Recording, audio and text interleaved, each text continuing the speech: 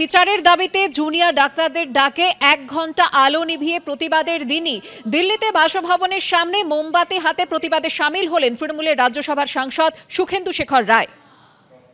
Fair and bright night and day cream ত্বক থাকবে bright সারাদিন, পলিউশন ফ্রি, ঠিক যেন রাতের ফোঁটা সাদা ফুল। সারাদিন হ্যাপি ব্রাইট স্কিন। আমরা খুব মুষ্টিময় কয়েকজন, কিন্তু আমরা মনে করলাম যে এই সমন সারা লক্ষ লক্ষ মানুষ রাস্তায় রাত জাগবে, আমরা ঘরে বসে থাকবো কি করে? আমরা কি ঘরে বসে থাকতে পারি?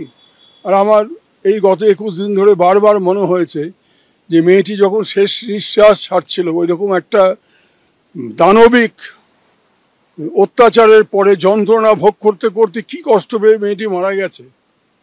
হয়তো এই বার্তাটা দিয়ে গেছিল সমাজকে, যে এরপরও তোমরা চুপ করে থাকবে। তাই আমরা চুপ করে থাকতে পারি না, কোনো মানুষ চুপ করে থাকতে পারে না। তাই আমরা রাস্তায় নেমেছি। আজকে আমরা যে কজন আছি, আমি যদি একা থাকতাম আমি একা দাঁড়াতাম। ওই যে একটা কথা আছে না, তারিখ পে তারিখ, তারিখ পে তারিখ, তারিখ পে তারিখ, এটা আর চলতে দেওয়া যায় না, অনেক হয়েছে। আরজিকর মেডিকেলে তরুণী চিকিৎসককে ধর্ষণ খুনের ঘটনায় তথ্য প্রমাণ লোপাটের মতো বিস্ফোরক অভিযোগ তুললেন তৃণমূলের সাংসদ।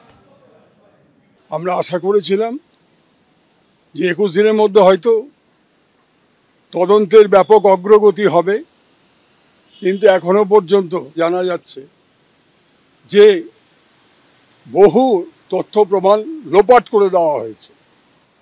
সুতরাং একটা পাপ চক্র কাজ করছে। এটা কোনো ব্যক্তি বিশেষের দ্বারা সংগঠিত অপরাধ নয়, এটা সুপরিকল্পিত সংগঠিত অপরাধ, যেখানে একাধিক ব্যক্তি জড়িত আছে এবং যাবতীয় তথ্য প্রমাণ লোপাট করার জন্য যথেষ্ট সময় তারা পেয়েছে, তাদেরকে সময় দেওয়া হয়েছে এবং এই তথ্য প্রমাণ লোপাট হওয়ার ফলে কেন্দ্রীয় তদন্তকারী সংস্থা একটু সময় নিচ্ছে। তবে একটা কথা বলি, ক্রাইম ডাজ নট পে।